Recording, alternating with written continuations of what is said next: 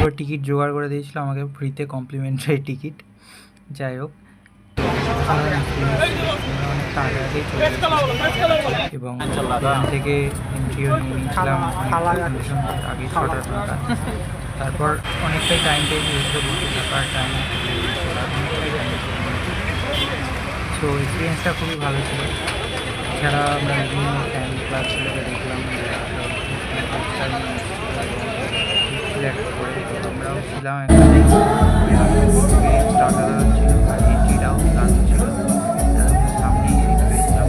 তো অসাধারণ ভিউও ছিল, সব পুরো মাঠটা ভালো করে এবং প্রত্যেকের প্লেয়ারকেও কাছ থেকে দেখেছি, ইভেন রাসেলকেও কাছ থেকে দেখেছি। ঠিক এইটার সামনে বসেছিলাম আমরা, নাইট ক্লাবের যে স্টেজটা, এরকম পুরো ভিউ ছিল আমাদের একদম সামনে।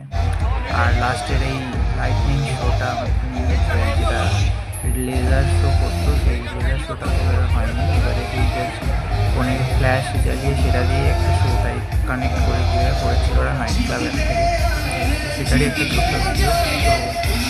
তো এক্সপিরিয়েন্সটা খুবই ভালো ছিল এবং যথেষ্ট ভালো, ম্যাচটাও কেকেআর জিতল, খুবই ভালো। ম্যাচ শেষ হওয়ার বেরোনোর পর এরকম পুরো রাস্তাঘাটের প্রায় ফাঁকাই হয়ে গেছিলো চারিদিক। যাই হোক, আমরা তারপরে বাড়ি ফিরতে ফিরতে রাত 2টো হয়ে গেছিলো।